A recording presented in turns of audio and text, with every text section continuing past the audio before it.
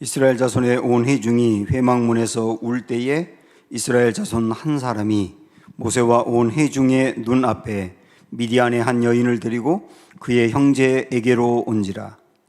제사장 아론의 손자 엘르아살의 아들 비느하스가 보고 회중 가운데서 일어나 손에 창을 들고 그 이스라엘 남자를 따라 그의 막사에 들어가 이스라엘 남자와 그 여인의 배를 꿰뚫어서 두 사람을 죽이니 연병이 이스라엘 자손에게서 그쳤더라. 그 연병으로 죽은 자가 24,000명이었더라. 여호와께서 모세에게 말씀하여 이르시되 제사장 아론의 손자 엘르아살의 아들 비느하스가 내 질투심으로 질투하여 이스라엘 자손 중에서 내 노를 돌이켜서 내 질투심으로 그들을 소멸하지 않게 하였도다. 그러므로 말하라. 내가 그에게 내 평화의 언약을 주리니 그와 그의 후손에게 영원한 제사장 직분의 언약이라. 그가 그의 하나님을 위하여 질투하여 이스라엘의 자손을 속죄하였음이니라. 아멘. 네, 지금 우리가 읽은 25장, 민수기 25장의 이 상황은 이스라엘 백성들이 가나안 땅을 목전에 두고 있는 겁니다.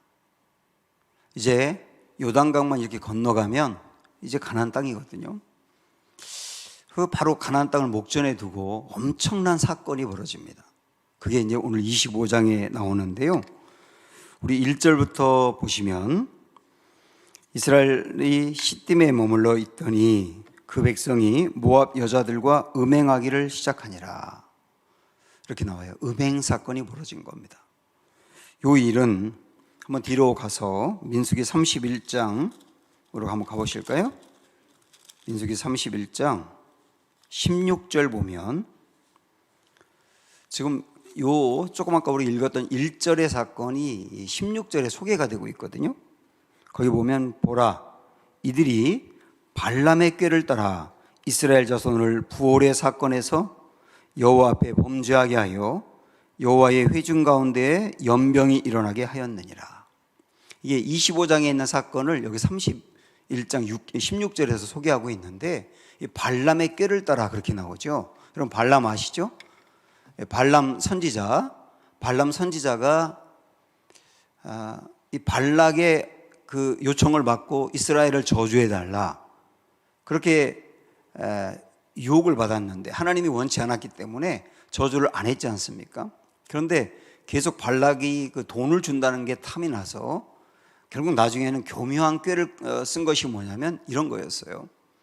모압의 여자들이 이스라엘의 남자들을 미혹하게 해라. 음행을 저지르게 해라. 그러면 이 이스라엘은 우르르 무너지게 될 거다. 이 꾀가 들어맞은 겁니다. 그래서 다시 말씀 보실까요? 음행하기를 시작하니라. 2절에 그 여자들이 자기 신들에게 제사할 때에 이스라엘 백성을 청함에 백성이 먹고 그들의 신들에게 절함으로 이스라엘이 바알부올에게 가담한지라. 이렇게 나와요. 두 개의 죄를 저지른 겁니다. 하나는 육체적으로 음행을 저지른 겁니다. 근데 이게 음행이 여기서 끝난 게 아니라 두 번째 죄가 뭐냐면 영적으로 우상 숭배로 이어진 거예요. 이 바알부올에게 가담했다. 3절에 그렇게 말하고 있는데 이 바알부올이 다산을 주는 어떤 신이라고 해서 이 모압 사람들이 이 바알부올을 우상으로 숭배하고 섬겼던 겁니다. 그 우상을 이스라엘의 남자들도 숭배했다는 거예요. 이 말씀을 보면서 육체의 그 타락인 이 음행이라고 하는 게 얼마나 위험하냐면 음행은 이 성경의 다른 곳을 보더라도 그렇더라고요. 음행으로 끝나는 게 아니라 육체의 타락인데 영적인 타락으로 이어지는 거예요. 그래서 이게 어마어마하게 무서운 거죠. 육체의 타락이 영적인 타락으로 가는 겁니다. 그 모든 것의 시작이 음행이거든요. 오늘날 이 성적인 부분에 대해서 이 시대의 문화는 아주 개방적이고 성적 취향에 따라서 자기가 선택하는 게 뭐가 문제냐. 동성애를 용인하고 성적인 지향에 따라서 자기가 얼마든지 결정하고 판단할 수 있다고 이야기하고, 그러다 보니까 소아들을 성적인 대상으로 삼는 일들까지 벌어지고, 또 짐승을 성적인 대상으로 삼는 수관 같은 것들이 이루어지고 있는 거예요. 그러니까 오늘날 이 시대의 어떤 성적인 문화의 관점을 갖고 성경을 해석하면 안 됩니다. 반대로 성경을 가지고 이 시대의 성적인 문화를 해석하셔야 되는 거예요. 근데 이 사람들이 바뀌었거든요. 이 시대의 문화를 가지고 성경을 해석하는 겁니다. 그러니까 성경은 지금 이 시대와 너무나 문화가 달라. 그러니까 배경이 다르고 문화가 다르니까 우리가 이 성경대로 그대로 따라 하지 않아도 돼. 이런 생각을 갖는 거거든요. 그런데 성경은 1600년 동안 40여 명의 저자들이 기록을 한 건데 1600년 이상이죠. 그 이상 동안 기록한 여러 사람에 의해서 기록한 성경인데 일관성 있게 얘기하는 것은 음행의 죄가 심각하다는 거거든요. 음행의 죄가 심각하다. 그래서 이것에 대해서 우리는 성경에서 뭐라고 말하는지 관점을 갖고 이 시대의 문화도 해석해야 된다는 거예요. 자, 이스라엘 백성들이 이 음행에 빠지고 그것으로 인하여 우상숭배까지 이렇게 이어지게 됐는데요. 이것에 대해서 3절 맨 끝에 보십시오. 여호와께서 이스라엘에게 진노하시니라 그렇게 말씀하고 있습니다. 하나님이 이 죄에 대해서 진노하신다고요. 이거는 그때나 지금이나 똑같습니다. 그래서 하나님이 진노하시는 것을 같이 진노해야지 하나님이 진노하시는 것을 합리화해서는 안 되는 겁니다. 그러면 많은 것들이 그냥 무너지게 돼 있는 거예요. 요즘은 안 그래요. 세상이 변했어요. 그렇게 접근하는 게 합리화거든요. 성경에서 하나님이 진노하는 것은 나도 똑같이 진노하고 분노할 수 있어야 되는 거예요. 그래서 하나님이 기뻐하는 것을 같이 기뻐하고 하나님이 분노하는 것을 같이 분노하는 사람이 하나님 마음에 합한 사람인 거예요. 하나님이 다윗을 두고 다윗은 내 마음에 합한 사람이다. 그렇게 말씀하셨습니다. 하나님의 마음에 합한 사람이 된 것은 여러 가지 이유가 있습니다만 그 중에 하나가 뭐냐면 다윗은 골리앗과 싸우겠다고 나갈 때 골리앗이 하나님을 모욕하는 걸 보면서 분노가 올라온 거예요. 분노가. 그래서 하나님이 모욕당하는 것을 두고 볼 수 없다는 그 분노, 그 분노가 다윗 안에 있었던 거예요. 그걸 의분이라고 하지 않습니까? 의분이 있었던 것이죠. 하나님이 분노하는 거에 대해서 똑같이 분노하는 게 의분이거든요. 이 마음을 우리가 가져야 된다는 거예요. 여기서 아주 중요한 게 뭐냐면 오늘 영적으로 굉장히 중요한 세 가지 이제 원리들을, 기준들을 말씀드릴 건데 이걸 이렇게 머릿속에 여러분 입력하면서 말씀을 들어보세요. 이스라엘 백성들이 음행과 우상숭배의 죄를 범했을 때 하나님이 진노하셨다 그랬잖아요. 첫 번째 우리가 알아야 될 것은 뭐냐면 죄는 하나님을 진노하게 한다는 겁니다. 죄는 하나님을 진노하게 한다. 하나님의 진노를 불러온다는 거예요. 당연하죠.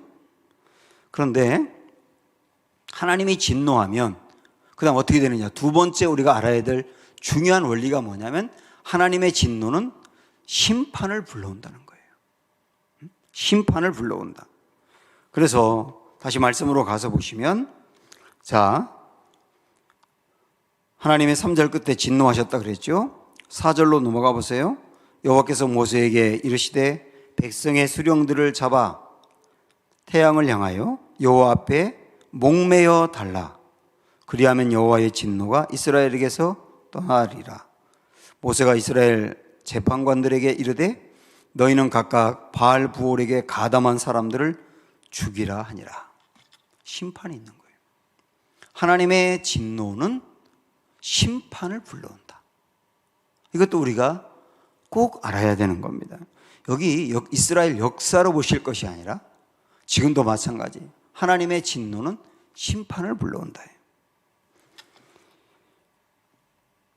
여기에 또 하나 알아야 될 것이 뭐냐면 세 번째 원리인데요. 자, 우리 한번 했던 거 정리하면 죄는 하나님의 진노를 불러온다. 두 번째, 하나님의 진노는 심판을 불러온다. 그리고 세 번째가 뭐냐면 심판이 실행될 때 하나님의 진노가 그친다예요. 심판이 실행될 때 하나님의 진노가 그친다. 자, 여기 우리가 아까 읽었는데 4절에 보시면 그 죄에 가담한 사람들을 목매어 달라 하면서 그 다음에 그리하면 여호와의 진노가 이스라엘에게서 떠나리라. 하나님의 진노로 심판이 실행되면 그 다음에 여호와의 진노가 그친다예요. 그친다. 이게 쭉 나오는 말씀이거든요. 그래서 이때 이 음행과 우상숭배에 가담한 사람들이 정말 심판을 받았는데 그 심판을 받아서 죽은 사람이 몇 명이냐면 9절을 보시면 몇 명이라고 그랬습니까? 그 연병으로 죽은 자가 2만 4천 명이라고 그랬어요. 엄청난 사람들이 이때 심판을 받게 된 겁니다. 이 사건을 하나 생각을 하시고요. 그 다음에 이 일이 있었거든요. 그래서 막 사방에서 사람들이 연병으로 죽어나가는 겁니다. 2만 4천 명이 죽었으니까요. 얼마나 많은 사람이 사방에서 죽었겠냐고요. 그 죽어나가는 사람들을 보면서 6절 보면 이스라엘 자손의 온 회중이 회막문에서 울 때에, 이건 회개하며 우는 거죠. 이 죄 지은 거에 대하여 자기가 직접 가담을 한 사람은 말할 것도 없고 가담하지 않은 사람들까지도 이 하나님의 진노가 심판이 일어나는 것을 보면서 너무 두렵기도 하고 회개하면서 우는 거예요. 그런데 이때 다 사람들이 울면서 회개하고 있는데 정말 말도 안 되는 일이 또 벌어집니다. 이어서 볼까요? 6절. 이스라엘 자손 한 사람이 모세와 온 회중의 눈앞에, 사람들이 모세까지 다 보고 있는 데서 미디안의 한 여인을 데리고 그의 형제에게로 온지라. 그리고 이 여자를 데리고 막사로 들어가는 겁니다. 대놓고 음행을 벌이겠다는 거예요. 지금 모압 여자들과 음행한 것 때문에 전염병에 연병에 걸려서 사람들이 2만 4천 명이나 죽어가고 있는데 그 상황에서 이 한 사람 이 사람이 대놓고 한번 벌을 줘보라지? 한번 하나님 나에게 어떻게 하는지 볼까? 뭐 그런 마음으로 대놓고 아예 이방 여자 미디안 여자를 데리고 막사로 들어가더라는 거예요.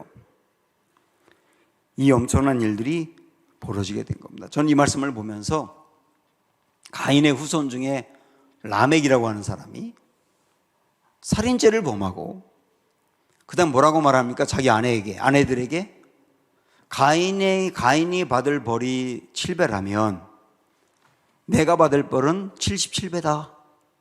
이렇게 말하거든요. 이 이야기는 뭐 몇 가지 해석이 있는데 한번 가인에게 7배의 벌을 줬다면 나한테 77배의 벌을 줘보세요 하고 하나님께 대항하는 거예요.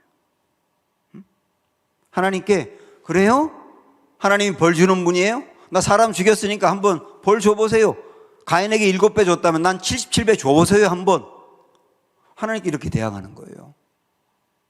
이게 라멕의 이 모습과 오늘 본문에 나오는 이 한 남자의 모습이 다를 게 없지 않습니까? 또 한 명이 생각나는데 히스기야의 아버지였던 아하스라고 하는 왕, 그 왕이 정말 온갖 악행을 저질렀거든요. 그래서 사방에서 이 유다를 공격해와 땅 뺏겨 사람들 사로잡혀가 사람들 죽어 나라가 난장판인데요. 그때 이 왕이 어떻게 했느냐면 이렇게 말씀에 나오지요. 아하스가 공고할 때 여호와께 더욱 범죄하였더라. 이렇게 나와요. 아하스가 공고할 때 드디어 회개하고 하나님께로 돌아왔더라. 뭐 이렇게 나가야 되는데 그렇게 나가는 게 아니라 아하스가 공고할 때 여호와께 더욱 범죄하였더라. 이 아스와 라멕과 이 본문에 나오는 한 사람과 다를 게 뭐가 있냐고요. 지금 이렇게 나가게 된 겁니다. 이 한 사람이 14절에 보면 시므리라고 나옵니다. 그거 보세요. 시므리라고 이름까지 아예 거명이 되어 있고, 이 사람이 시므온 지파의 한 족장이었다, 이렇게 소개가 되고 있지 않습니까? 그리고 15절에 보면 이 시므리가 데리고 들어간 여자의 이름이 고스비였다고 이렇게 이름까지 나와 있습니다. 이거 조금 다른 얘기긴 한데, 이스라엘 백성들이 이제 가나안 땅에 나와서 민수기 1장에 보면 인구 조사를 하지 않습니까? 군인들의 숫자를 조사했는데 전체 60만 명이었죠. 그리고 지파별로 이렇게 한 지파 한 지파 이렇게 숫자를 세웠는데 시므온 지파가 얼마였다고 나오느냐면 59,300명이었다고 나오거든요. 시므온 지파가 59,300명. 자, 그리고요 40년의 시간이 흘러간 다음에 여러분 성경 26장에 보면 그 제목을 뭐라고 정했어요? 두 번째 인구조사, 이렇게 나오죠. 이게 40년이 지난 겁니다. 40년이 지나서 두 번째 인구조사를 했는데 이스라엘 전체의 숫자는 60만 명에서 큰 차이가 안 나요. 군인들의 숫자가. 그런데 다른 지파들도 1차 때와 2차 때가 거의 차이가 안 나는데 숫자가 현격하게 줄어든 지파가 있어요. 그 지파가 시므온 지파입니다. 1차 때 59,300명이었는데 2차 때 얼마인가 한번 보실래요? 12절부터 보면 시므온 자손의 종족들은 이러하다고 시므온 지파가 나오는데 14절에 몇 명이라고 나옵니까? 22,200명이라고 나와요. 그러니까 37,100명 37,100명이 40년 동안 사라진 거예요. 어떤 지파도 이렇게 된 지파가 없거든요. 시므온 지파만 말이 안 될 정도로 숫자가 줄어든 거예요. 그래서 이제 주석가들은 어떻게 해석을 하느냐면, 조금 아까 봤던 그 사건으로 연병으로 24,000명이 죽을 때 거의 대부분 시므온 지파였을 거다. 그리고 이 시므리라고 하는 사람이 시므온 지파의 족장이었지 않습니까? 이 사람을 중심으로 그런 짓을 범했다라고 하는 거죠. 이게 이제 시므온 지파가 했던 악행이었습니다. 이런 일이 벌어졌을 때, 자, 드디어 비느하스라는 사람이 등장합니다. 7절 보세요. 제사장 아론의 손자 엘르아살의 아들 비느하스가 보고, 뭘 본 거예요? 시므리가 이 여자를 데리고 막사로 들어가는 것을 보고 회중 가운데에서 일어나 손에 창을 들고 그 이스라엘 남자를 따라 그의 막사에 들어가 이스라엘 남자와 그 여인의 배를 꿰뚫어서 두 사람을 죽이니 연병이 그쳤다, 이렇게 나오거든요. 비느하스가 일을 한 거예요. 근데 여러분 어떻게 생각하세요? 비느하스가 그 남자와 여자를 창으로 꿰뚫어 죽인 이 일, 이걸 하나님은 어떻게 평가하실까? 10절부터 11절까지 보시면, 여호와께서 모세에게 말씀하여 이르시되 제사장 아론의 손자 엘르아살의 아들 비느하스가 내 질투심으로 질투하여. 여러분 여기다가 이게 무슨 말인지 이해하기 좀 어려울 수 있는데, 질투라는 말이 분노라고 하는 말이거든요. 여기서는 분노라고 생각하고 읽으면 이해가 금방 됩니다. 그래서 그렇게 한번 읽어보면, 비느하스가 내 분노심으로 분노하여, 하나님의 그 분노를 똑같이 느끼며, 그 말이죠. 하나님이 분노하는 것을 똑같이 분노하며, 그 말이죠. 그런 분노를 가지고 이스라엘 자손 중에 내 노를 돌이켜서 내 질투심으로 그들을 소멸하지 않게 하였다, 이렇게 나옵니다. 한마디로 말씀드리면 비느하스가 한 일을 두고 하나님은 칭찬을 하신 거예요. 칭찬을. 여기서 의문을 가질 수 있기 때문에 살펴보고 가면, 하나님이 앞에서 그 음행과 우상 숭배한 것 때문에 24,000명을 죽인 일도 그렇고, 지금 여기서 이 시므리와 고스비 이 여자를, 이 남녀를 비느하스가 창으로 찔러 죽였는데 이 일을 칭찬한 것을 두고, 아니 아무리 그래도 그렇지 하나님이 어떻게 이렇게 잔인할 수가 있나, 이제 이렇게 의문을 가질 수 있어요. 그래서 이제 말씀을 드리면 지금 이스라엘 백성들은 아까 말씀드린 것처럼 가나안 땅을 목전에 두고 있습니다. 가나안 땅을 딱 넘어가면 이제 이 요단강을 건너가면 가나안 땅인 거예요. 그러면 그들의 나라를 세우게 되는 겁니다. 이제 하나님은 이스라엘 나라를 세우시기로 결심하면서 이스라엘은 다른 이방 나라와 달리 오직 하나님만 섬기는 나라가 되어야 돼.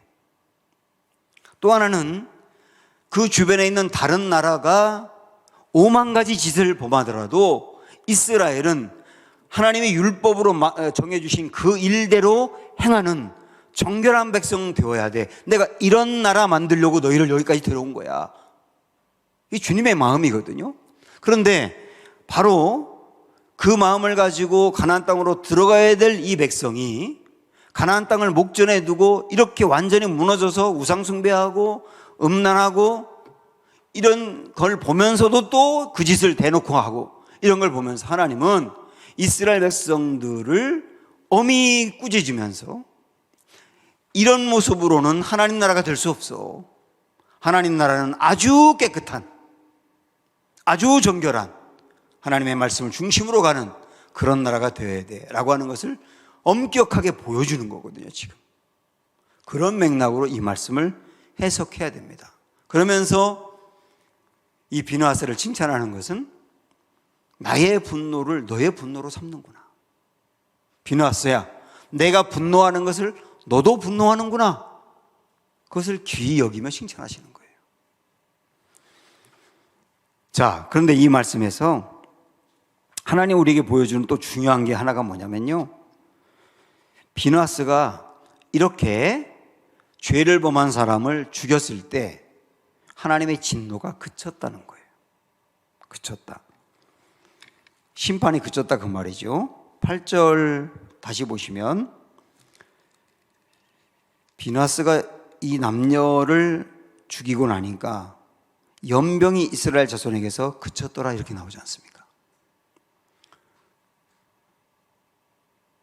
그 다음에 11절 보면 제사장 아론의 손자 엘르아살의 아들 비느하스가 내 질투심으로 질투하여 하나님의 분노로 분노하여 이스라엘 자손 중 내 노를 돌이켜서 내 질투심으로 그들을 소멸하지 않게 하였다. 소멸하지 않게 하였다는 말은 멸망시키지 않게 하였다. 다시 말하면 심판을 그치게 했다 그 말이에요. 그래서 결국은 비느하스의 이 일이 하나님의 심판을 끝내는 일이 됐다는 겁니다. 여기서 그게 어떤 일이냐? 죄의 원인과 죄의 문제를 해결했을 때 그때 심판이 그쳤다 그 얘기잖아요. 근데 그 해결을 죽음으로 해결한 거예요. 이것은 아주 우리에게 굉장히 중요한 이제 영적인 깨달음과 예수님을 바라보게 하는 중요한 이제 사건으로 연결이 됩니다. 지금까지 한 얘기를 이렇게 정리하면 이런 거였죠. 죄는 하나님을 진노하게 한다. 하나님의 진노는 심판을 불러온다. 그런데 하나님의 심판이 실행되면 진노가 그친다. 여기에서 지금 우리는 이스라엘 백성들 중에 특별히 시몬 지파가 범한 일들을 보았습니다마는 우리들의 이야기로 연결한다면 우리들이 짓는 죄도 하나님의 진노를 불러온다. 하나님이 진노하면 우리에게 심판하신다. 그 심판은 죽음인 거예요. 그런데 그 심판이 실행될 때 그때서야 진노가 그친다. 우리 이야기라, 우리 이야기. 여기서 비느하스는 죄를 지은 그 사람을 죽임으로 하나님의 진노를 그치게 했어요. 심판을 그치게 했어요. 그런데 비느하스와 다른 분이 계셨어요. 그분은 죄를 지은 사람을 죽임으로 하나님의 진노와 심판을 그치게 한 게 아니라 죄가 없으면서 당신이 대신 하나님의 진노를 받은 거예요. 당신이 대신 죄를 지은 것처럼 시무리가 된 것처럼 음행과 우상숭배를 범한 것처럼 당신이 대신 하나님의 진노를 받고 당신이 대신 하나님의 심판을 받아서 죽으신 분, 그래서 시무리 갖고 우상숭배와 그 음행을 저지른 이스라엘 백성들 같은 우리들을 진노와 심판에서 건져내며 하나님의 심판을 그치게 한 분, 그분이 우리에겐 있는 거예요. 그분이 예수님이시죠. 이 예수님이 우리에게 계셨고 이 예수님이 십자가에서 대신 이 심판을 받으셨기 때문에 우리는 죽음의 자리로 간 것이 아닌데도 하나님의 진노가 그쳤단 말이에요. 12절 13절에 보면 그러므로 말하라. 내가 그에게 내 평화의 언약을 주리니 그와 그의 후손에게 영원한 제사장 직분의 언약이라. 그가 그의 하나님을 위하여 질투하여 하나님의 자손을 속죄하였음이니라. 하나님이 비느하스에게 언약을 세우는데요, 평화의 언약이라 그러면서 비느하스야, 앞으로 너희에게서 영원히 제사장직이 끊어지지 아니하리라. 영원한 제사장이 되리라. 이렇게 이제 말씀하셨습니다. 왜 그렇게 말씀하셨다고요? 비느하스의 일이 속죄의 일이 되었기 때문이라는 겁니다. 비느하스가 사람을 딱 죄를 지은 원인을 제거하고 그걸 끝냄으로 말미암아 더 이상 사람들이 죽는 걸 막고 모든 사람이 살게 되었으니 이게 속죄의 일이지 않습니까? 이게 바로 우리 예수님을 생각나게 하는 일이죠. 예수님은